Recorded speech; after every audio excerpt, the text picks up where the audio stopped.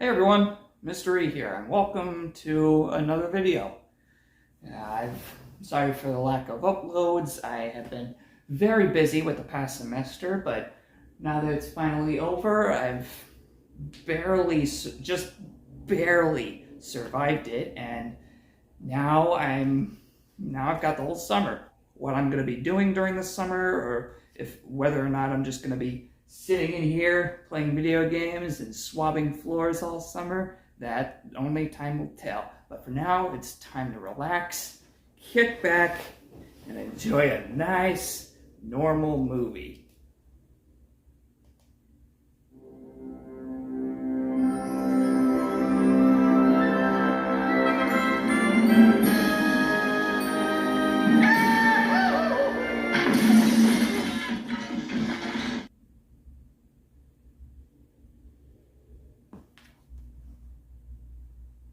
You motherfucker.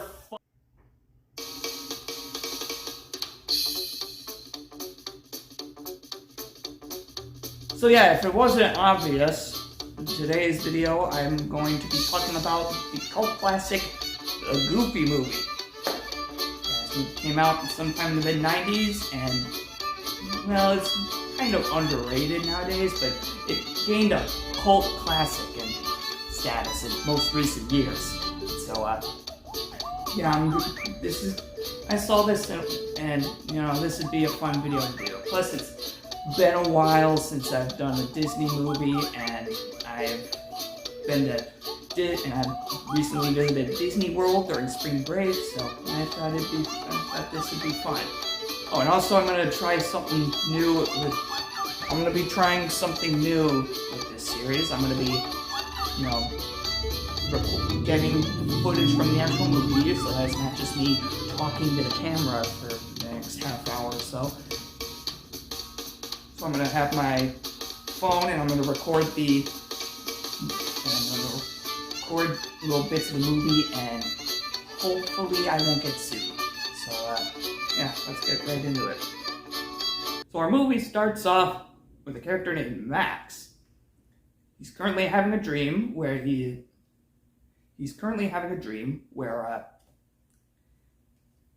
where he's with his dream girl named Roxanne, and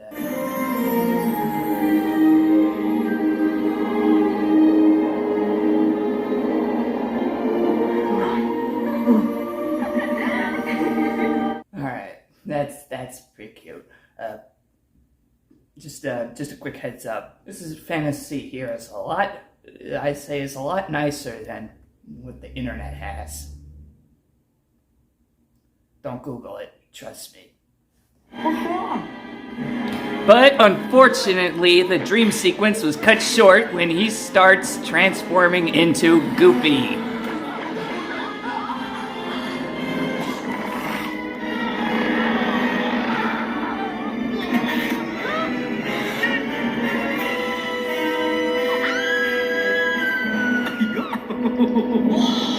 They actually did it. They found a way to make Goofy's laugh horrifying. So yeah, of course, since it's a dream, Max wakes up, and you see his dad is Goofy, as in the Goofy we all know, and of course he embarrasses Max on multiple occasions. So yeah, immediately following that, there's also a very interesting musical number. This is basically the last day of high school, which means next part's hard to explain. Since, you know, summer's coming up after class today, of course it'll be summer, no more classes, no more tests, all that stuff, and of course Max has a plan to kind of do a thing during school today, that will kind of up his reputation a little bit as the absolute klutz and daddy's boy or whatever, and you know, he'll finally be recognized as the cool kids, which is a little weird. Also, am I the only one that noticed that a lot of the characters in this movie are just dogs? I mean, didn't the Mickey Mouse universe have more diverse species like mice and ducks and whatnot? So what Max is going for here is that there was a big end of the year assembly at the school, and Max, as a prank, plans to hijack it and pull off a performance reminiscent of his idol Powerline, a superstar musician, and he's aided by his two friends. PJ, he's Pete's kid. You know Pete, that big guy. You see him in a bunch of, and then there's this other guy. I think his name is Bobby, and he loves Cheese Whiz.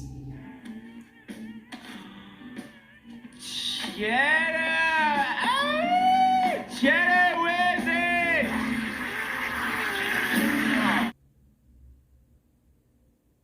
Don't worry, he's not in a lot of scenes. Shortly following that, Max and his friends successfully hijacked the assembly. Hey! I'm not gonna... Whoa, holy crap! Dude, imagine if he broke his bones or something through that. Or, yeah, that's gonna get him into real big trouble, other than what he's doing right now.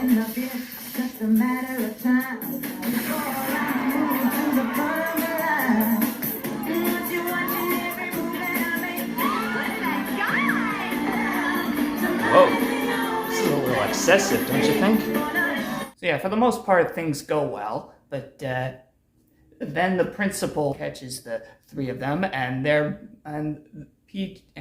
Max, PJ, and Bobby are spending the day in detention. Meanwhile, Goofy's at a local department store making a living by taking baby pictures.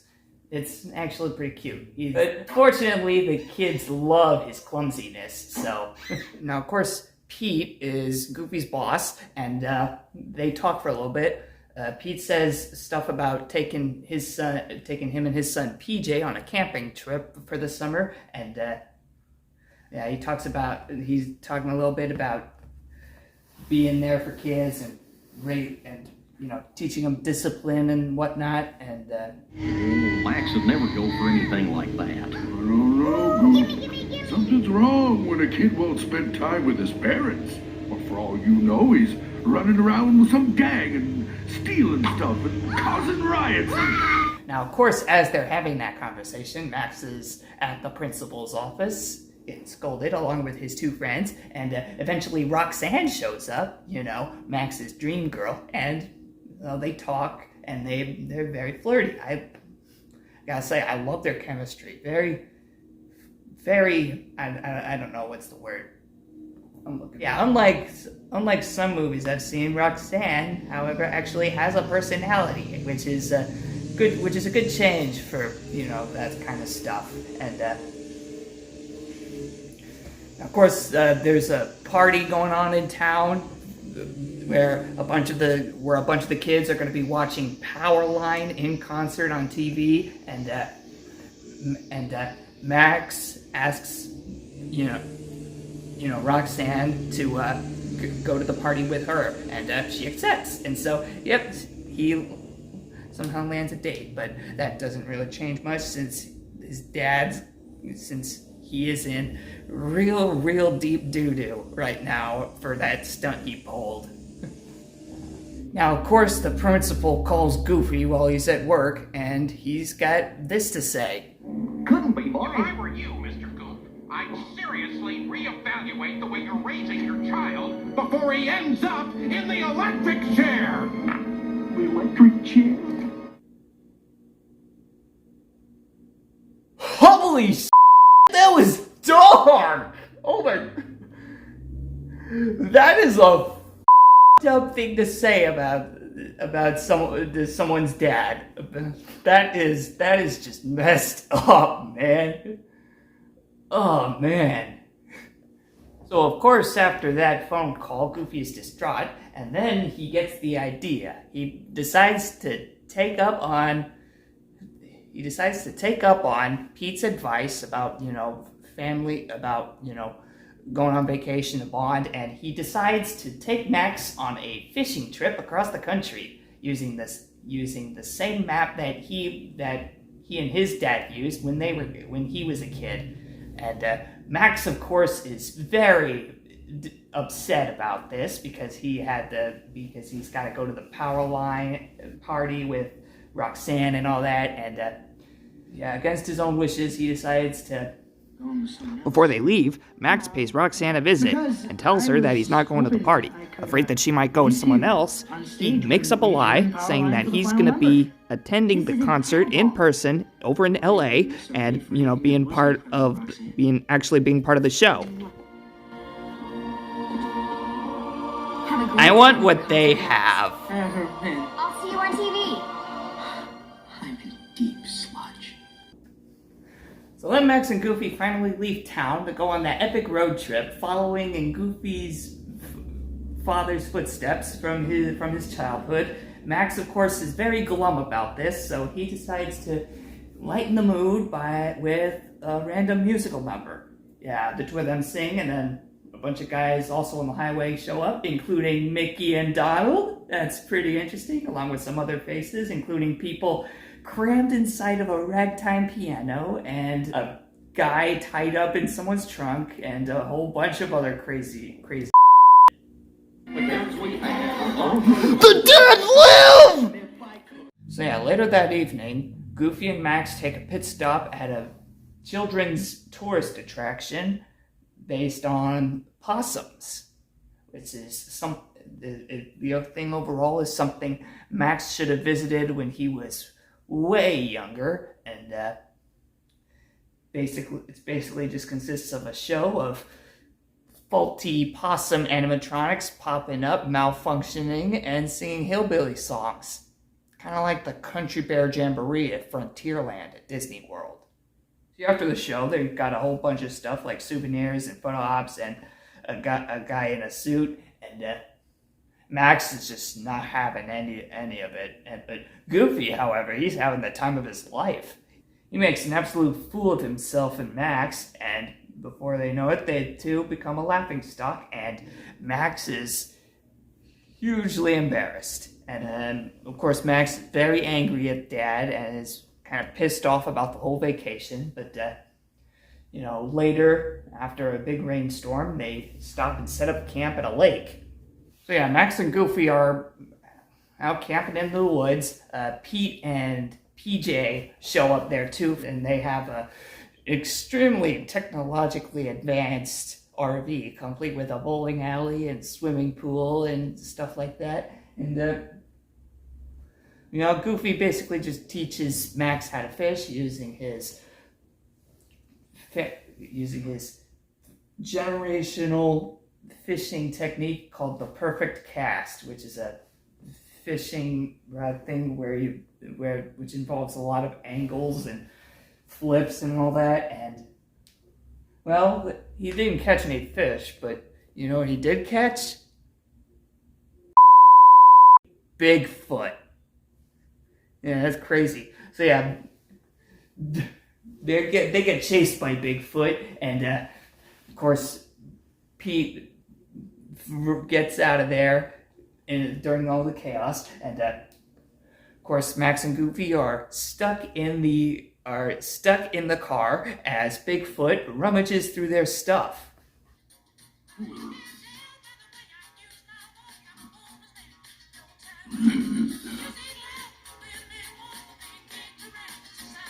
I wonder what the Bee Gees look like in this universe. So yeah, while Bigfoot's jamming out to the Bee Gees, Goofy and Max decide to eat dinner with a can of soup, cooking with one of those like thingies that old cars used to have. I don't know what they used for, but it works. And while that's happening, they have a nice, wholesome, heartfelt discussion. You used to spell things out using letters like my dad or Maxie or ambidextrous. Yeah, that's little words like hasta la vista, like bye bye, or I pledge allegiance, or I love you.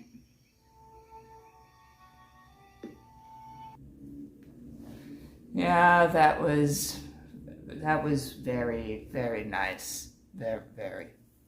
So anyway, that night, while Goofy and Bigfoot are sleeping, Max does something a little devious. He stumbles upon the map that Goofy's been using, and he redraws the path for it leading to LA.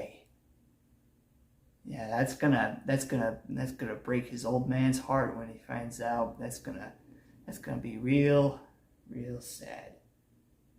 Now, the next morning, Goofy decides to give Max the responsibility of being the map reader, meaning that Max is the one that looks at the map and gives the directions, and he decides to stop at whichever he wants, which leads to places like. Which leads to stuff like roller coasters and a baseball game and other places like that, and it's pretty cool.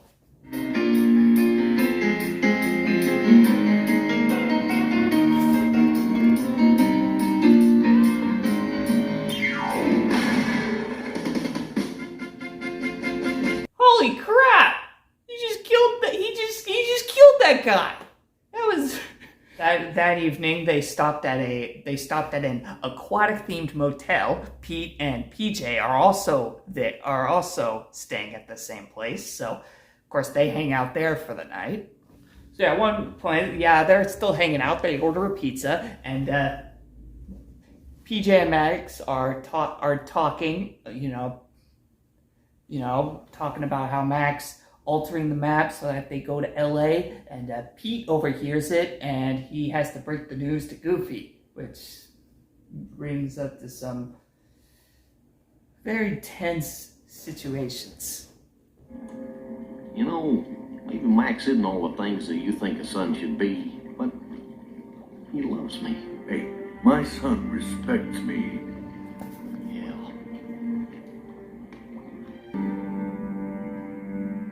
And of course, Goofy checks the map, and, well, Hey, Dad. heartbreak ensues. Sorry about the mess. I'll clean it up. I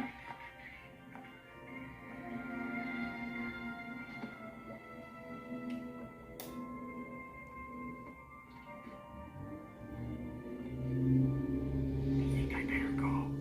See you, Peach. Don't forget power lines.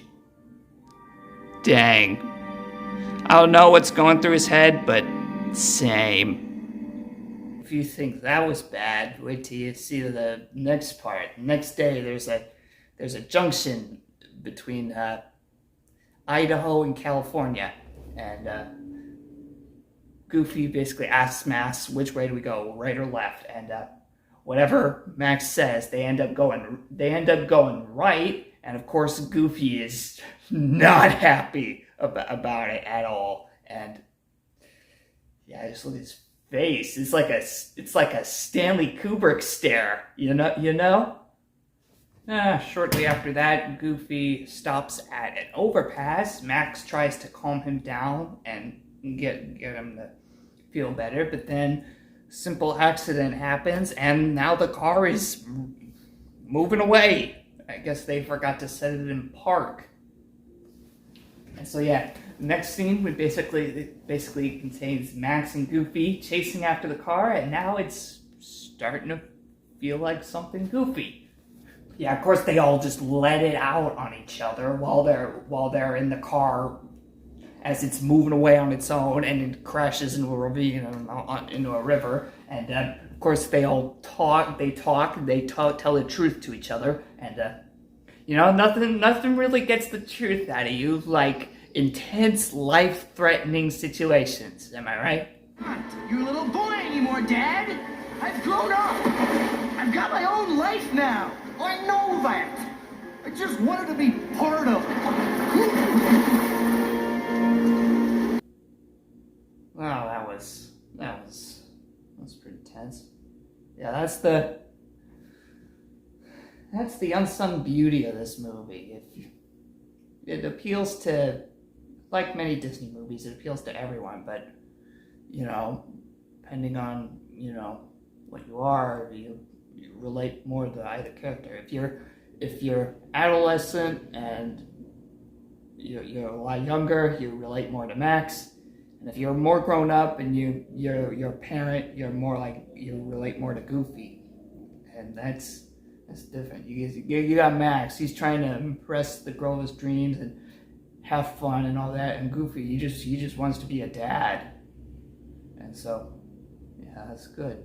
So, yeah, they basically make up in song, and yeah, that works out pretty good. But then a waterfall came up, and some real crazy and suspenseful stuff happens. But fortunately, Max is able to save Goofy with the perfect cast, and everything's good. And now, you know, they talk about the situation for a bit, and then Goofy decides to help Max with the Powerline concert to win over Roxanne.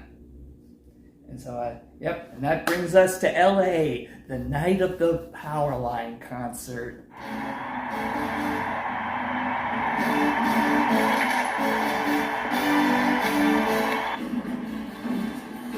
Okay.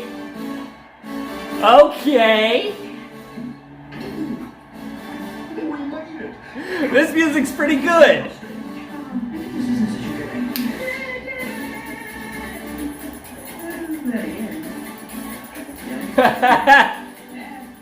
So yeah, anyway, you got Max and Goofy. They sneak backstage on the concert while it's going on, while Powerline shows up and gives off a great musical performance. Now, of course, Max and Goofy, they split up. Max gets chased by one of the security guards while one of Goofy's shenanigans ends up putting him on stage with Powerline. And how did Goofy even get in there? Isn't that thing airtight?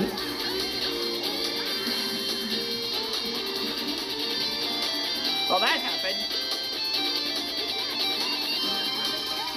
Oh, wait. Oh, yeah! Nice! I like that he just goes with it.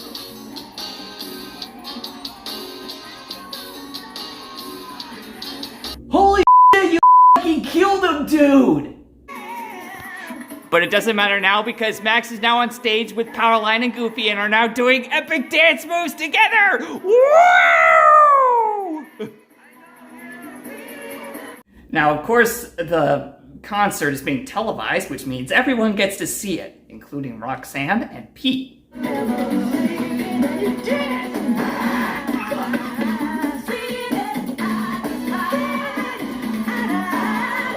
So yeah, I think it's safe to say this is that was one of my favorite parts of that whole movie.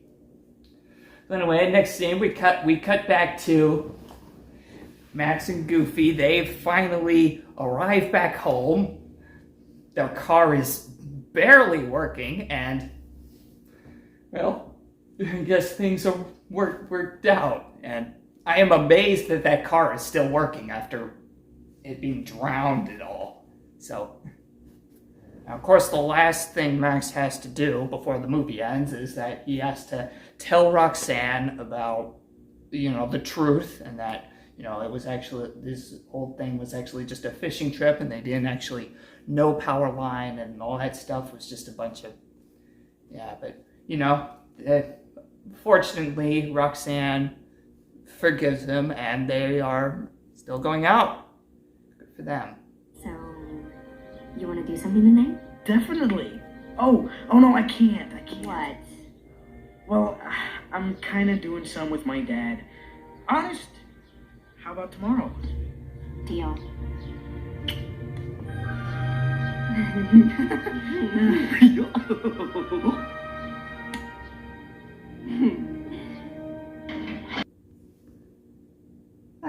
So I guess things have worked out. So yeah, that's pretty cool.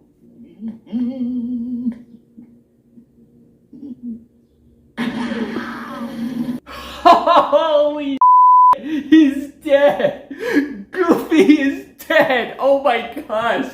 Oh man, that is a twist ending. That is crazy. Wait, never mind, he's good. Roxanne, I'd like you to meet my dad. Enchanté, mademoiselle. I killed a mime last week. What a great great movie. Yeah, I've had an absolute blast with this movie, and yeah, it was very, very heartfelt, very, very relatable, very goofy, I should say. So yeah, it was very, very, very good. I'll give it 4 stars, 4.5 maybe. Alright, so that should be it for this video, guys. Thanks for watching, and hopefully the next video won't be as goofy. Son of a bitch.